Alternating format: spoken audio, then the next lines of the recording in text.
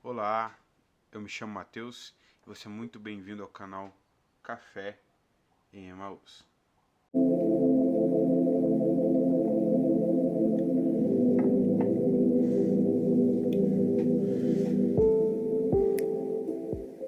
Olá pessoal, espero que estejam bem. Estamos aqui para mais um vídeo da nossa série de exposição bíblica da Carta aos Hebreus. E hoje nós vamos tratar a respeito do capítulo 2 de Hebreus. E eu quero convidar você a lembrar junto comigo alguns pontos do vídeo anterior. No capítulo 1 nós tratamos algumas coisas bem interessantes, né? Nós entendemos o propósito dessa preciosa carta, como ela tem algumas diferenças em relação às outras cartas. Por exemplo, as paulinas, principalmente, que segue um tema, mas geralmente vai surgir um momento ou outro que vai ter uma diferença. Hebreus não, todo momento ele está batendo no mesmo ponto. E a intenção do autor é exatamente mostrar como Cristo é superior à antiga aliança, como ele é superior aos anjos, superior a Moisés, superior ao tabernáculo antigo, como ele é superior ao sumo sacerdote do Antigo Testamento, como ele é superior em toda essa relação. E ele demonstra para nós alguns pontos muito preciosos, né? Ele, no capítulo 1 nós vimos que ele mostrou que Cristo é a revelação perfeita. Cristo não é mais uma revelação, ele é a revelação perfeita, ele é a imagem exata de Deus, é a imagem perfeita.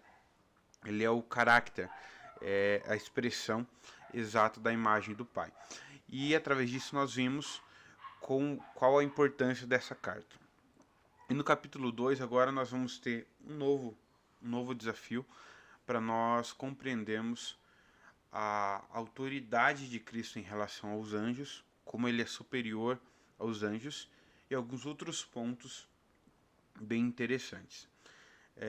Para iniciar, aqui no capítulo 2, nós vemos o seguinte, versículo do 1 ao 3. Por isso é preciso que prestemos maior atenção ao que temos ouvido, para que jamais nos desviemos. Porque se a mensagem transmitida por anjos provou a sua firmeza, e toda transgressão e desobediência recebeu a devida punição, como escaparemos nós se negligenciarmos tão grande salvação? Essa salvação, primeiramente anunciada pelo Senhor, foi nos confirmada pelos que a ouviram. Vamos focar até o verso 2 aqui, nessa pergunta. Eu quero que você perceba o seguinte: nós temos que lembrar pouco melhor o contexto que foi falado na aula anterior. O autor está escrevendo aqui para alguns judeus que se converteram ao cristianismo. Só que se converter ao cristianismo no primeiro século era sinônimo de perseguição. E por isso, com o império perseguindo, com acontecendo muitas mortes, uma perseguição muito severa, eles começam a ter algumas ideias. Olha, parece que o cristianismo não tem muita diferença do judaísmo, então vamos voltar às práticas anteriores, porque o judaísmo não dá problema, não dá perseguição. E aqui no capítulo 2 o autor vai precisamente com os dois pés no peito, respondendo isso. Ele diz o seguinte: por isso é preciso que prestemos maior atenção ao que temos ouvido, para que jamais nos desviemos. Ele está dizendo o seguinte: vocês precisam prestar muita atenção no que nós estamos falando. Tem que prestar muita atenção no que já foi falado do Evangelho, no que foi falado de Cristo. No primeiro capítulo ele falou: Cristo é maior. Cristo não é como os profetas do Antigo Testamento. Deus falou sim aos pais pelos profetas. Deus falou por meio deles. Mas agora tem a revelação perfeita do Filho. Então nós precisamos dar maior atenção ao que temos ouvido. E aqui ele faz uma pergunta, né? Ele já dá o argumento para a pergunta e finaliza com a pergunta. Porque se a mensagem transmitida por anjos provou a sua firmeza e toda transgressão e desobediência recebeu a devida punição, como escaparemos nós se negligenciarmos tão grande salvação? A lógica do autor é impressionante. Ele está dizendo o seguinte: se vocês, o judaísmo tem uma ligação muito forte com os anjos, né, nesse sentido de primeiro porque sempre teve muitas aparições de anjos no Antigo Testamento, não que seja restrito ao Antigo Testamento, né? Os anjos continuam servindo, como nós vimos no capítulo 1, servindo aos que hão de herdar a salvação, sendo mensageiros de Deus, mas tinha muito essa questão da mensagem transmitida por anjos. E agora ele está dizendo o seguinte: se a mensagem foi transmitida por anjos para todos nós, já provou a sua firmeza lá atrás. Porque toda transgressão, toda desobediência relacionada à mensagem dos anjos recebeu a devida punição. Ou seja, toda a mensagem que foi dada através dos anjos, quando houve uma desobediência ou uma transgressão, já houve uma punição dada. E agora ele diz: como escaparemos nós se negligenciarmos tão grande salvação? Então a lógica é a seguinte: se com os anjos que anunciaram a mensagem, quando houve transgressão e desobediência, já houve uma punição severa. Agora, imagine o nível da punição, imagine o que vai acontecer se nós negligenciarmos a salvação do Cristo, a salvação do Evangelho, o que Cristo apresentou para nós. Se Cristo é extremamente maior, ele é supremo, ele tem supremacia sobre os anjos, então qual será o castigo? Como nós escaparemos de uma punição se negligenciarmos tão grande salvação? Ele continua, o verso 3 se liga com o 4, que nós já vamos ler também. Essa salvação, agora ele está continuando de qual é essa tão grande salvação. Essa salvação, primeiramente anunciada pelo Senhor, foi-nos confirmada pelos que a ouviram. Deus também deu testemunho dela por meio de sinais, maravilhas, diversos milagres e dons do Espírito Santo, distribuídos de acordo com a sua vontade. Vou fazer uma pausa até aqui, até o 4, para nós entendermos o que ele está falando. Ele está falando, essa salvação, ela é tão grande, ela é tão preciosa, que primeiramente ela foi anunciada pelo Senhor. Ela foi anunciada no Antigo Testamento, ela foi proclamada de como seria feita. Deus já vinha confirmando e avisando. E aí ele diz, e não só foi anunciada, mas ela foi confirmada pelos que a ouviram. E aí ele fala sobre Deus entregar o testemunho dessa tão grande salvação, entregando sinais, maravilhas, diversos milagres e dons do Espírito Santo. Então você percebe que Deus sempre entregou esses sinais, esses dons, todos esses milagres e maravilhas, Deus sempre entregou por meio do Espírito Santo, distribuiu conforme a sua vontade, mas ele sempre fez isso com a intenção de testemunhar a respeito dessa salvação. A intenção do Evangelho, a intenção dos milagres é um testemunho a respeito do que o Evangelho faz, de tão grande salvação. E aqui, quando encerra o versículo 4, ele começa a tratar agora a respeito dos anjos. E ele faz um ponto interessante aqui. Não foi a anjos que ele sujeitou o mundo que há de vir, a respeito do qual estamos falando, mas alguém em certo lugar testemunhou, dizendo: que é o homem para que com ele te importes, e o filho do homem para que com ele te preocupes. Vemos, todavia, aquele que por um pouco foi feito menor do que os anjos. Jesus, coroado de honra e glória, por ter sofrido a morte, para que pela graça de Deus, em favor de todos, experimentasse a morte. Vamos só concluir essa ideia aqui que ele trata sobre os anjos, que isso aqui é muito precioso. Ele começa praticamente com uma pergunta, né? Não foi a anjos que ele sujeitou o mundo que há de vir, a respeito do qual estamos falando. Mas alguém em certo lugar testemunhou, dizendo, o salmista, né? O salmista fala isso, que é o homem para que com ele te importes, e o filho do homem para que com ele te preocupes. Ou seja, o salmista estava dizendo, que é o homem é tão pequeno, por que Deus precisa se importar com o homem? O que seria o filho do homem, né? Através dessa poesia lírica que o Salmo tem. O que seria o filho do homem para que com ele te preocupes? E também o salmista fala em outro momento que o homem, aquele que foi feito um pouco menor do que os anjos. E qual que é a ideia? O capítulo 2, principalmente, vai mostrar a respeito do Filho de Deus, homem perfeito. Ou seja, o capítulo 1 mostrou o Filho eterno de Deus, aquele que como João falou, ele já é o verbo encarnado, ele já era o verbo encarnado. Através dele foi feito tudo. O capítulo 2 tem a intenção de nos mostrar o Filho de Deus, sim, mas ele é o homem perfeito. Ele é aquele que enfrenta, ele experimenta os desafios, ele experimenta as tentações, mas ele vence. Por isso ele se torna o homem perfeito. Ele é aperfeiçoado pelas dificuldades, ele é aperfeiçoado por esses momentos, mas ele vence cada um deles e assim ele se torna o homem perfeito. E a lógica que ele está aplicando aqui é exatamente essa. Não foi a anjos que foi sujeitado o mundo do qual estamos falando. Mas se o homem é tão pequeno, se o homem é tão pequeno que não tinha por que Deus se importar com ele, não tinha por que Deus se preocupar com ele, se o homem chegou a ser feito um pouco menor do que os anjos, então a lógica dele é: por que Jesus seria maior do que os anjos? Mas aí ele vem respondendo: não foi aos anjos que, ele disse aqui, não foi aos anjos que o mundo foi sujeitado. Mas ele continua aqui depois: Jesus, coroado de honra e glória por ter sofrido a morte, para que pela graça de Deus, em favor de todos, experimentasse a morte. Perceba que ele está dizendo o seguinte: o homem é pequeno, não tem por que Deus se lembrar do homem, foi até feito menor do que os anjos. Mas Jesus foi coroado de honra e glória.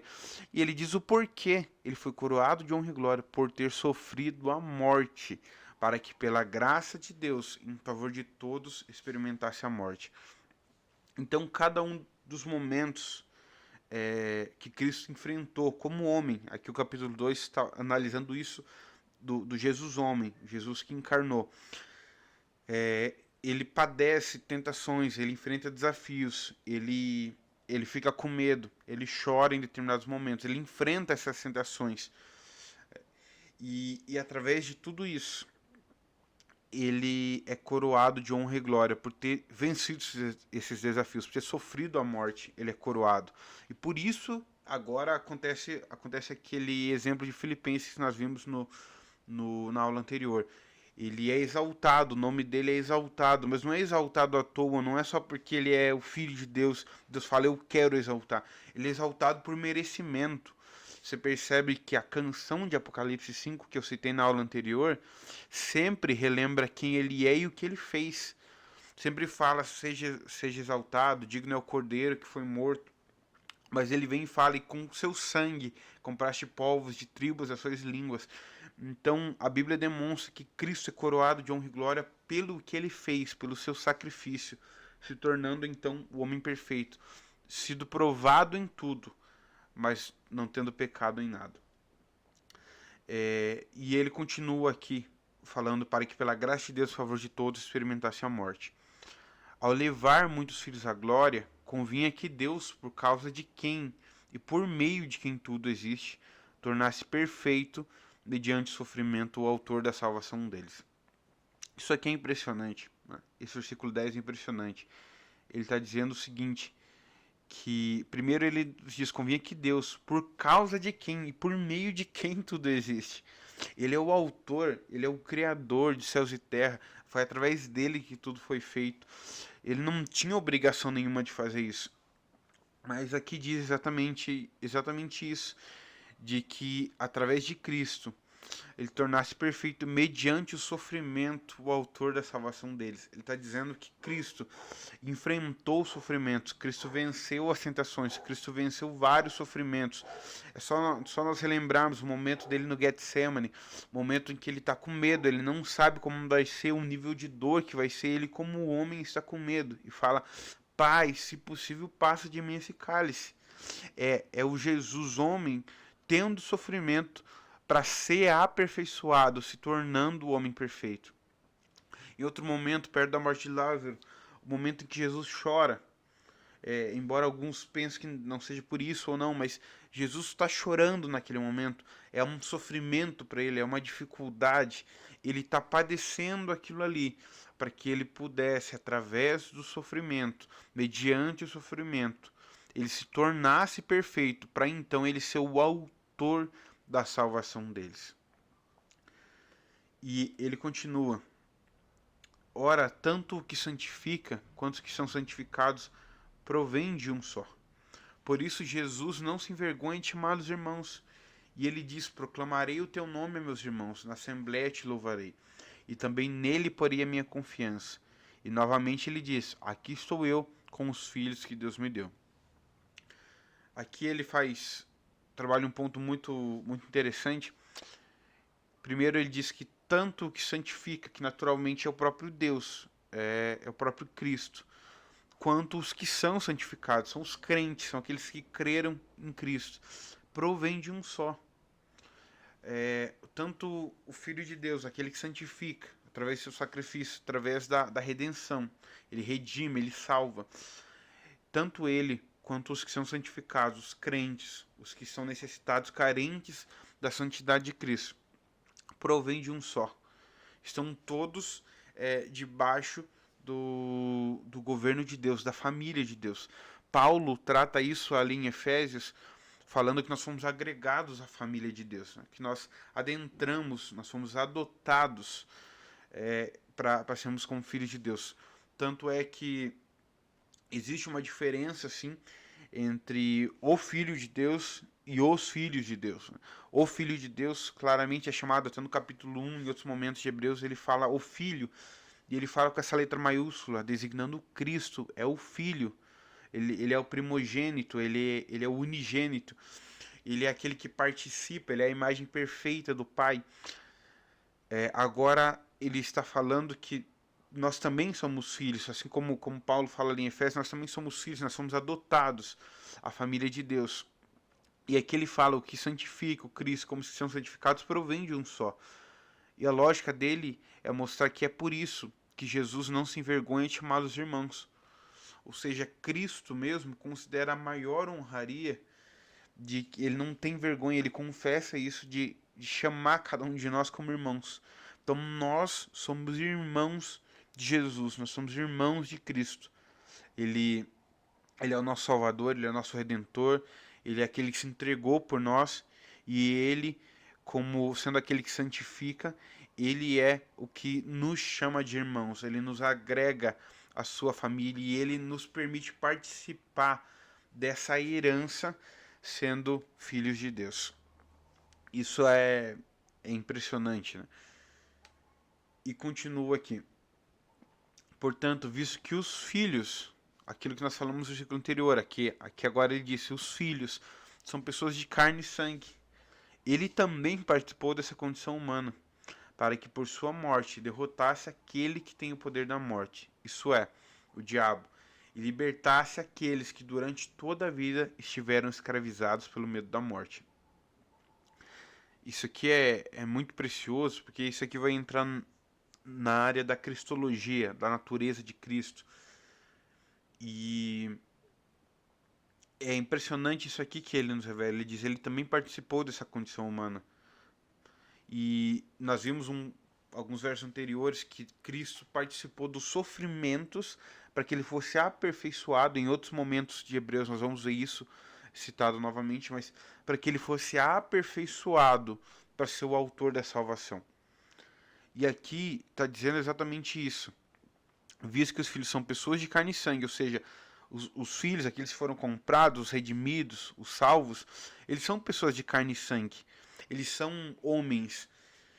E ele, o Cristo, também participou dessa condição humana. Ele se fez carne e sangue.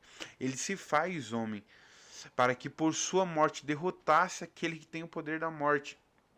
Ou seja, quando Cristo se torna homem, ele faz isso para que... Nós vimos isso no conjunto de versos, nós vamos ver no versículo final também. Mas Cristo faz isso para que ele adquira essa condição humana e através dessa condição humana ele possa ser aperfeiçoado no seu sofrimento, se tornando então o homem perfeito, aquele que é digno de padecer a morte pelos pecadores, aquele que se torna o sacrifício perfeito, aquele que não vai ser mais um cordeiro que vai ser oferecido no ano. Não é isso. Ele é o Cordeiro de Deus que tira o pecado do mundo, tanto com a sua natureza divina como a sua natureza humana. Ele agora se torna o homem perfeito, aquele que é o único que pode se entregar e derrotar aquele que tem o poder da morte, isso é o diabo. É impressionante nós vemos essa expressão aqui, porque isso aqui demonstra o que aconteceu na história da salvação, né? Quando nós falamos da história da salvação, a gente está começando lá em Gênesis e estamos vendo tudo que foi feito, né? Tudo se inicia ali no Gênesis, no momento em que Deus distribui para Adão e fala: Adão, tá aqui, você pode governar sobre a terra, pode governar sobre tudo que está aqui. Só que no momento em que o homem peca, no momento em que ele é tentado, que ele cede àquela tentação, acontece o pecado do homem. Naquele momento, é como se aquela licença, aquela autorização que Deus entregou para o homem e falou: tá aqui, governa. É como se Adão pegasse aquilo, entregasse nas mãos do diabo e dissesse: agora você governa. A Bíblia chega a usar alguns exemplos, nós vamos ver aqui alguns outros, mas o diabo em alguns momentos é chamado de o príncipe desse mundo, em outros momentos ele é chamado de Deus deste século. Tudo isso porque ele pegou então essa autorização que o homem entrega para ele. E com essa autorização, o que, que ele faz? Ele escraviza o ser humano. O homem está sendo escravizado pela sua natureza pecaminosa e está sendo escravizado pelo medo da morte que o diabo está utilizando. Diabo é exatamente a expressão diabolos, né, no original, aquele que é o inimigo, aquele que é contra. E e você percebe que, através desse sacrifício, do sofrimento, Cristo é aperfeiçoado para se tornar o homem perfeito. E sendo o homem perfeito, participante dessa condição humana, através da sua morte, ele derrota o diabo, ele derrota aquele que tem o poder da morte. Alguns teólogos falam sobre a morte da morte, né? E foi Cristo quem foi o único que teve poder para fazer isso. Ele é aquele que decreta a morte da morte. Ele dá um prazo de validade para a morte que ninguém conseguia fazer. Ele derrota o poder da morte, aquele que tem o poder da morte, o diabo, mas ele não só derrota o diabo, mas ele liberta aqueles que durante toda a vida estiveram escravizados. Ou seja, Cristo derrotou o diabo e ele libertou aqueles que estavam escravizados pelo pecado e pelo poder das trevas. Tem outros versículos que reforçam isso, né? O João fala também em uma de suas cartas: aquele que pratica o pecado é do diabo, porque o diabo vem pecando desde o princípio. Para isso, o Filho de Deus se manifestou, para destruir as obras do diabo. Em outras versões vai dizer desfazer, mas de qualquer forma, assim como o diabo pega aquela licença e fala: agora eu governo sobre vocês, o Filho de Deus se manifesta para tomar das mãos do diabo e dizer: agora você não tem mais governo sobre a humanidade, agora você não vai mais escravizar eles. O Filho de Deus se manifesta para desfazer, destruir as obras do diabo. Em João 12:31, Jesus também falou: chegou a hora de ser julgado esse mundo. Agora será expulso o príncipe desse mundo. Jesus estava se referindo, não foi a única vez, né, no Evangelho de João, em outro momento ele também se refere a isso, e ele se refere ao diabo chamando de príncipe, porque até aquele momento Cristo ainda não tinha ido até a cruz, então naquele momento ele estava sendo príncipe. Agora, nesse momento aqui, Cristo está próximo de ir para a cruz, e no momento que ele vai para a cruz, embora para muitos talvez fosse um sinal de derrota, na verdade, com o seu sacrifício, ele tira, ele arranca das mãos do diabo essa licença, essa autorização para ele governar o mundo, para ele ofender o mundo, para ele escravizar o mundo, e ele expulsa o príncipe deste mundo, retomando o governo teocêntrico de Deus sobre a terra. Nós podemos continuar aqui nos últimos versículos de Hebreus, que também são muito impressionantes. Pois é claro que não é a anjos que ele ajuda, mas aos descendentes de Abraão. Por essa razão era necessário que ele se tornasse semelhante a seus irmãos em todos os aspectos, para se tornar sumo sacerdote misericordioso e fiel com relação a Deus, e fazer propiciação pelos pecados do povo. Porque, tendo em vista o que ele mesmo sofreu quando tentado, ele é capaz de socorrer aqueles que também estão sendo tentados. Meu Deus, isso é extremamente impressionante, né? Ele começa dizendo o seguinte: é claro que não é a anjos que ele ajuda, mas aos descendentes de Abraão. Aqui nós precisamos lembrar que essa ideia de descendente de Abraão não é necessariamente o conceito de Abraão, Isaac e Jacó, ou seja, aqueles que têm essa genealogia, tá? mas descendentes são aqueles que partilham a mesma fé de Abraão. Nós vemos isso pelo seguinte, porque Paulo, por exemplo, vai falar em Romanos sobre a circuncisão do coração. Ele fala que não é judeu aquele que é exteriormente, ou seja, aquele que aparenta, aquele que tem um sangue judeu, aquele que veio dessa descendência. Não, não é isso que é judeu, mas é judeu aquele que tem a circuncisão do coração, aquele que tem a fé como Abraão teve, aquele que é participante da justificação pela fé. Então, esses descendentes de Abraão, a quem Cristo ajuda, são todos aqueles que exercem a mesma fé de Abraão.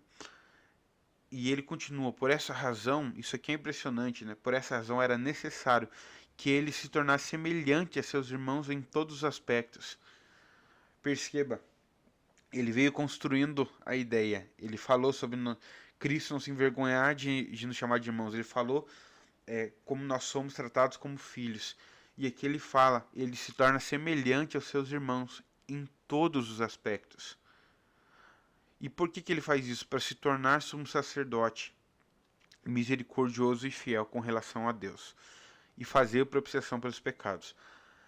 O autor está nos dizendo o seguinte: Cristo, através o efeito do kenosis, o esvaziamento de Cristo, ele abre mão dos seus atributos, mas mais do que abrir mão dos seus atributos, ele não vem aqui para ficar como um homem que não vai sofrer, ele não vem aqui para morar em palácios, ele não vem aqui para coloque a coroa na sua cabeça e ele fique recebendo manjares dentro de um palácio. Não é isso.